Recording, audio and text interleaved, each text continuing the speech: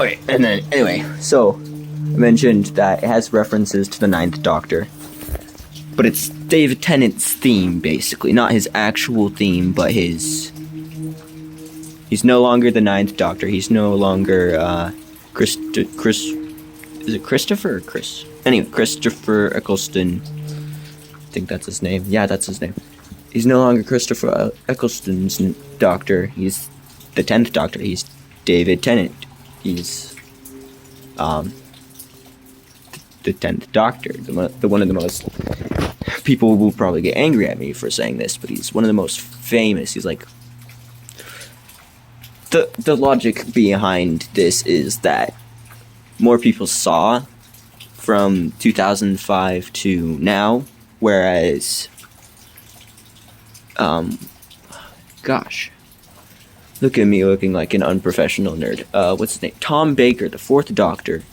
A lot more people love him, but those were the people who've been watching it since, not literally the beginning, but when it started to pick up and get really famous and really weird. It was always weird, but it was getting really, really weird, and the Doctor wasn't just an old guy anymore who knows everything. He was a weird guy.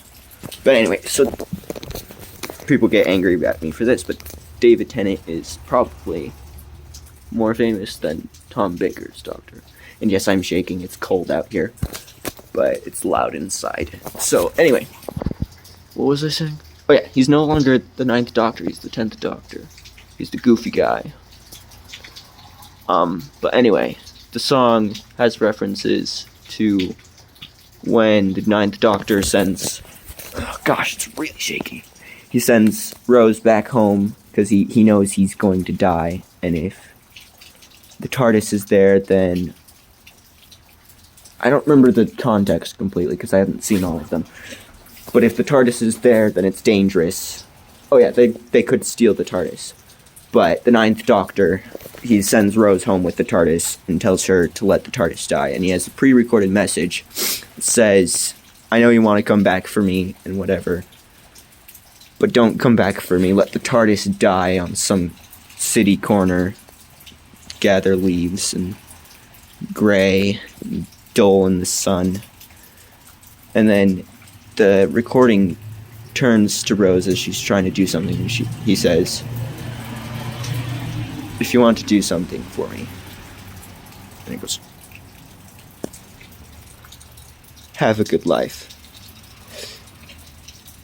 And anyway, there's probably, if you heard, there's a reference to that.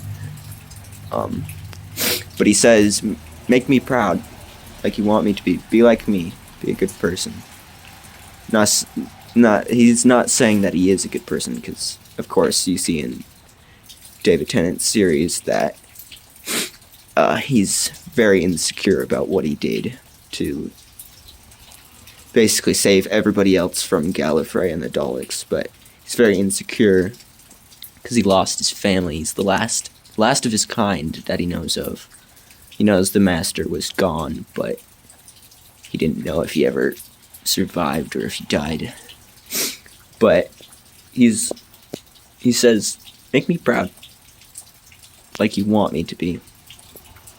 And it basically says in the Doctor's way of saying I love you, because it hurts too much to say I love you. My sister didn't get that when we watched David Tennant's finale, when the not the Dr. Donna, but the Doctor that has Donna's DNA kisses Rose and tells her what the Doctor was going to say back in Doomsday.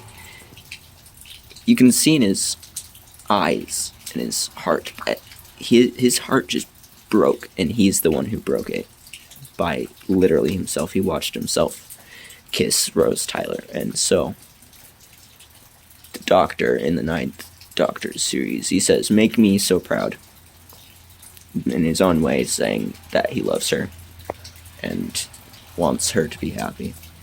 But anyway, where was I going with this? Oh yeah, Song for 10. It says, make me so proud like you want me to be. But then it references